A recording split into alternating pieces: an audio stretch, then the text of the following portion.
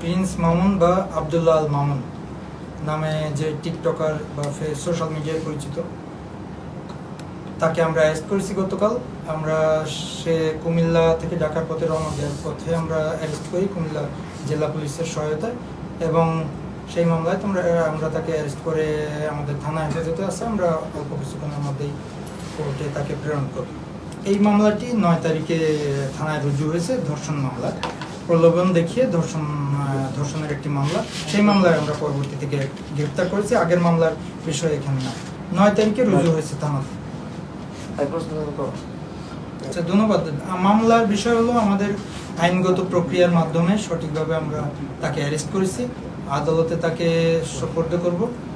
আদালত এরপরে পরবর্তী সিদ্ধান্ত নেবে। আমরা তাকে জিজ্ঞাসাবাদের জন্য রিমান্ডের প্রেয়ার দিব, পরবর্তী সিদ্ধান্ত আদালতই নিবে, এবং আমরা তদন্তের মাধ্যমে আমরা আমাদের রিপোর্ট দিয়ে দিব তদন্তের পরে। না, ওর জন্যই তো মামলাটা, সেজন্যই তো হয়েছে। বিবাহ বন্ধনে আবদ্ধ হয়নি, তারপরে তারা একসাথে বসবাস করেছে। এই ধরনের আমরা প্রাথমিকভাবে এই ধরনের বিয়ের প্রলোভন ছিল, তাদের বসবাসের ক্ষেত্রে বিয়ের প্রলোভন ছিল।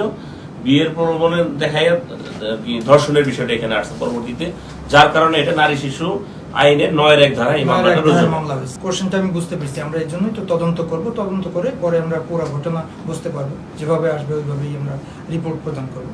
যদি মামুন নির্দোষ হয়, মামুন ছাড়া পাবে আদালতের মাধ্যমে, কোনো সমস্যা নেই।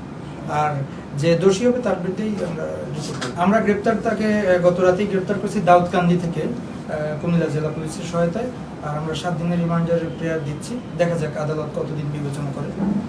আমরা আসলে সে চট্টগ্রাম থেকে ঢাকা ফেরার পথে আমরা তাকে অ্যারেস্ট করেছি।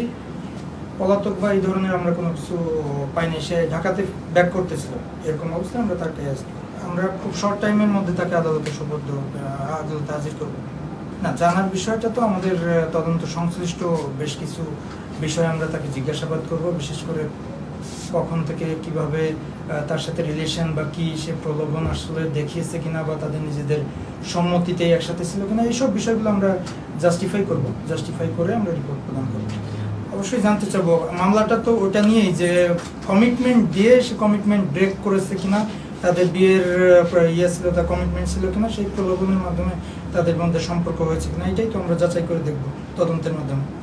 স্বাভাবিক আইনের যে প্রক্রিয়া আছে, মিথ্যা কোনো অভিযোগ দিলে সেটার বিরুদ্ধে তো আইনের ব্যবস্থা আছে, আমরা ওইভাবেই আগাবো আইনগত প্রক্রিয়ার মাধ্যমে। ধন্যবাদ। ঠিক আছে।